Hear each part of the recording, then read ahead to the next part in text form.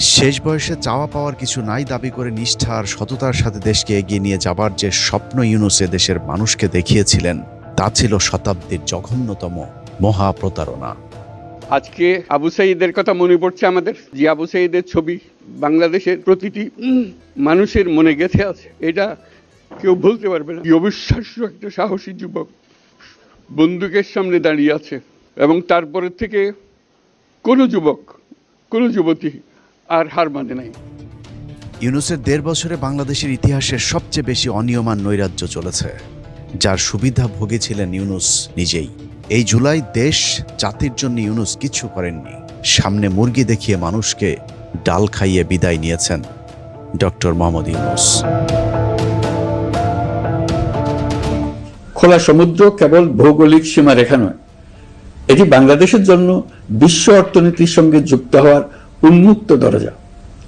নেপাল, ভুটান ও seven সিস্টার্সকে নিয়ে এই অঞ্চলে অর্থনৈতিক সমৃদ্ধির বিশাল সম্ভাবনা রয়েছে।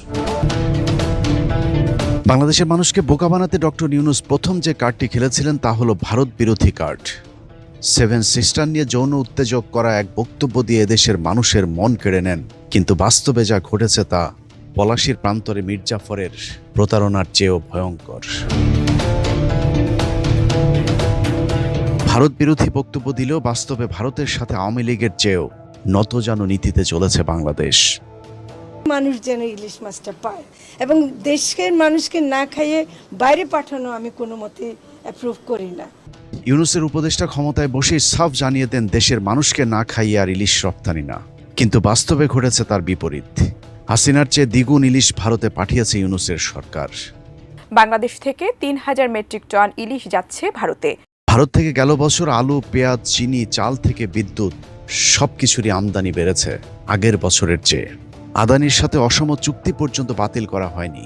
যথারীতি বাংলাদেশের ট্রানজিট এবং বন্দর ব্যবহার করেছে ভারত, অথচ নেপালের সাথে আমদানি রপ্তানিতে ভারত আমাদেরকে ট্রানজিট তো দূরের কথা, ট্রান্সশিপমেন্টের সুবিধাও দেয়নি।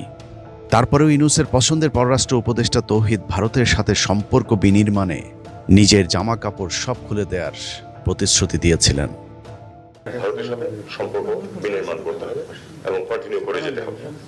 ডক্টর ইউনূস সবচেয়ে বড় তেলেস্মাতি দেখিয়েছেন চীন সফর থেকে ফিরে। ধুমধাম করে সফর শেষে দেশে ফিরেই বলা হয় তিস্তা প্রকল্পের কাজ চীনকে দেওয়া হয়েছে, যার বাজেটও নাকি চূড়ান্ত করা হয়েছে ১২,০০০ কোটি টাকা।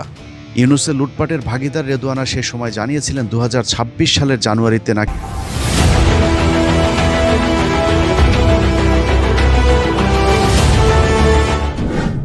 Like, subscribe, share and press the bell icon.